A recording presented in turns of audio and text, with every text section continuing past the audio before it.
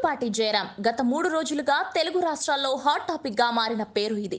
అనుమానాస్పద రీతిలో మృతి చెందిన ప్రముఖ పారిశ్రామికవేత్త చిగురుపాటి జయరాం.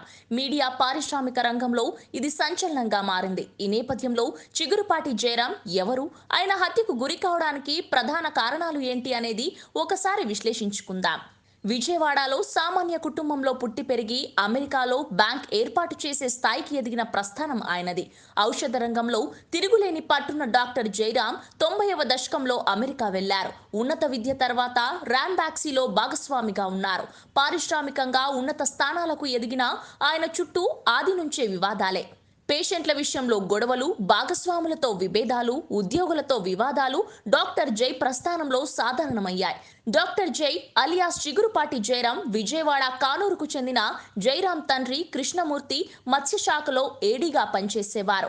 ఆయన సహకారంతోనే విజయవాడ చుట్టుపక్కల చాలా ఆక్వాకల్చర్ పరిశ్రమలు అభివృద్ధి చెందాయి. విజయవాడ తూర్పు ఎమ్మెల్యే గద్దె రామ్మోహన్ చిగురుపాటి కుటుంబానికి దగ్గర బంధువు. కృష్ణమూర్తి ముగ్గురు పిల్లల్లో జయరాం మరో ఇద్దరు కుమార్తెలు ఉన్నారు. విజయవాడ మొఘల్ రాజపురం రెవెన్యూ కాలనీకు చెందిన పద్మశ్రీతో జయరాం వివాహం జరిగింది. వీరికి చాలా కాలం పిల్లలు లేరు. పెళ్లి తర్వాత భార్యతో అమెరికాలో స్థిరపడిన జయరాం ఫార్మా రంగంలో తిరుగులేని పట్టు సాధించారు.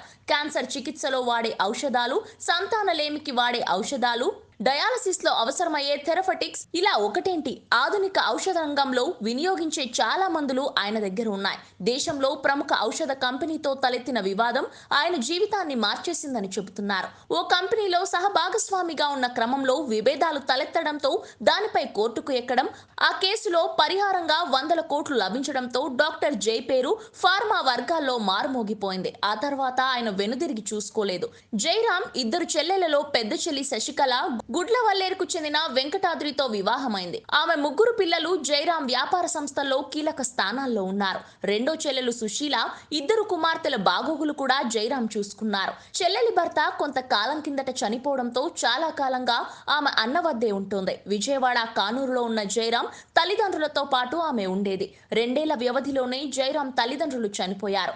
మరోవైపు వ్యాపార రంగాల్లో ఉన్నత స్థానాలకు ఎదిగిన జయరాం పిల్లలు లేకపోవడంతో భార్య పద్మశ్రీ, చెల్లెలి కుమార్తెను దత్తత తీసుకున్నారు. దత్తత తీసుకున్న 2 ఏళ్ల తర్వాత జయరాంకు మరో కుమారుడు పుట్టాడు. 2013 వరకు ఈ కుటుంబంలో ఎలాంటి సమస్యలు లేవు. 2003 నుంచి ఆయన భారత్లో ఔషధ రంగంలో పెట్టుబడులు పెడుతున్నారు. హేమారస్ థెరపటిక్స్ 2003లో స్థాపించిన తర్వాత వెనుదిరిగి చూసుకోలేదు. Biology, పాలిస్టర్స్, pharma research, plant sciences, infra, real estate, banking, IT ఇలా అన్ని రంగాల్లో పెట్టుబడులు పెట్టారు. అదే సమయంలో ఆయనతో పాటు వివాదాలు కూడా పెద్దవి అవుతూ వచ్చాయి. 2012 తర్వాత ఆయన సొంత జిల్లాలో వెలుగులోకి రావడం మొదలైంది. అప్పటి వరకు పారిశ్రామిక వర్గాల్లో తప్ప పెద్దగా ఎవరికీ ఆయన తెలియదు. విజయవాడకు చెందిన coastal area local bank take over సందర్భంగా ఆయన పేరు వెలుగులోకి వచ్చింది. అదే సమయంలో ఆ బ్యాంక్ వ్యవస్థాపకులతో తలెత్తిన వివాదం చివరకు ప్రస్తుతం కేంద్ర రెవెన్యూలో కీలక స్థానంలో ఉన్న ఉన్నతాధికారి మధ్య వర్తిత్వంతో పరిష్కారమైందని చెబుతారు. ఇక ఫార్మా పేషెంట్ల విషయంలో కూడా డాక్టర్ జై సంకుచితంగా ప్రవర్తిస్తారని ప్రచారం ఉంది. చాలా మంది ఇండస్ట్రీ పెద్దలతో పేటెంట్ వివాదాలతో వేధించారని చెబుతారు. నష్టాల్లో ఉన్న పరిశ్రమలను వదిలించుకోవటంలో కూడా డాక్టర్ జై నిర్దయగా ప్రవర్తిస్తారని చెబుతారు. హైదరాబాద్ లో కళ్ళ అద్దాలు తయారు చేసే టెక్ట్రాన్ పరిశ్రమ మూసివేయడంతో ఉద్యోగులు రోడ్డున పడ్డారు. వాళ్ళు కోర్టుకు వెళ్లడంతో ఏడాది క్రితం జైలుకు వెళ్లాల్సి వచ్చింది. 2013లో ఆయన నెలకొల్పిన JSD Data Media Private Limited పేరుతో ఎక్స్ప్రెస్ టీవీ నెలకొల్పారు. అందులో డాక్టర్ జై, ఆయన భార్య, పంజాబ్ కు చెందిన ఎక్స్ప్రెస్ టీవీ రిజిస్టర్ ఓనర్లు, డైరెక్టర్లు. ఏడాదిన్నర తర్వాత అనూహ్యంగా ఆయన మేనకోడలు పులివర్తి మాధురి అలియా శిఖా చౌదరి వైస్ ప్రెసిడెంట్ గా అడుగుపెట్టింది. మరో మేనకోడలు మనీషా ఫార్మా కంపెనీలలో డైరెక్టర్ అయ్యారు. ఇది కుటుంబంలో గొడవలకు కారణమైంది. డాక్టర్ జై అన్ని కంపెనీలలో మేనకోడలను డైరెక్టర్లుగా చేయడంపై ఆయన భార్య పద్మశ్రీ విభేదించడం ప్రారంభించారు. దీంతో ఆయన నెలకొల్పిన న్యూస్ ఛానల్ కు ఫండింగ్ ఆగిపోయింది. క్రమంగా ఆ ఛానల్ మూతపడింది. 2016లో ఛానల్ ఒడిదుడుకుల్లో ఉన్న సమయంలో చిన్న మేనకోడలికి 2 కోట్లు డొనేషన్ చెల్లించి ఏలూరు మెడికల్ కాలేజీలో ఎండి మెడిసిన్ సీట్ కొనుగోలు చేయడం, మరో మేనకోడలికి ఖరీదైన BMW కారు కొనివ్వడం ఉద్యోగుల ఆగ్రహానికి కారణమయ్యాయి. మొదలయ్యాయి. దీంతో వారు లేబర్ కోర్టును ఆశ్రయించారు. ఆ తర్వాత క్రమంగా ఆయన పాత మిత్రుల్ని వదిలేసి బంధువుల ఆధీనంలోకి వెళ్లిపోయారు. నెల క్రితం అమెరికా నుంచి వచ్చిన జై గత నెల 21న జరిగిన కోస్టల్ బ్యాంక్ బోర్డు మీటింగ్ లో పాల్గొన్నారు. బ్యాంక్ ఎండీని మారుస్తూ నిర్ణయించారు. కొత్త ఎండీ బాధ్యతలు స్వీకరించిన తర్వాత హైదరాబాద్ వెళ్లిపోయారు. విజయవాడ ఎప్పుడు వచ్చినా గేట్వే హోటల్ 7వ అంతస్తులో కార్నర్ రూమ్ లో బస చేసే జై 31 సాయంత్రం కూడా అలాగే కోస్టల్ బ్యాంక్ జీఎం కు ఫోన్ చేసి చెప్పారు.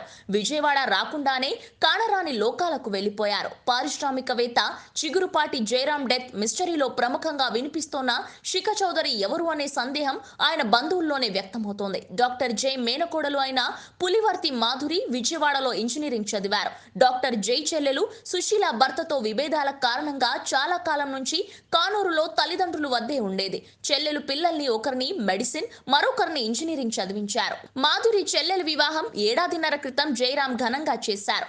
మాధురి అలియా శిఖ కొన్నాళ్ళు హైదరాబాద్ లో సినీ ఇండస్ట్రీ మిత్రులతో ఉండేది. ఆ తర్వాత మాదాపూర్ లో ఉన్న ఓ న్యూస్ ఛానల్లో కొన్నాళ్ళు పనిచేశారు. చెల్లెలి కుటుంబాన్ని పోషించడంపై డాక్టర్ జై భార్య నుంచి వ్యతిరేకత ఉండటంతో కంపెనీ వ్యవహారాల్లో వారిని రానివ్వలేదు. జై మరో సోదరి పిల్లలు కూడా ఉద్యోగులుగానే ఉండేవారు. 2015 తర్వాత న్యూస్ ఛానల్ నిర్వహణపై సలహాలు ఇచ్చే పేరుతో డాక్టర్ జైకు శిఖ దగ్గరయ్యారు. క్రమంగా మిగిలిన సంస్థల్లో డైరెక్టర్ గా చోటు సంపాదించారు.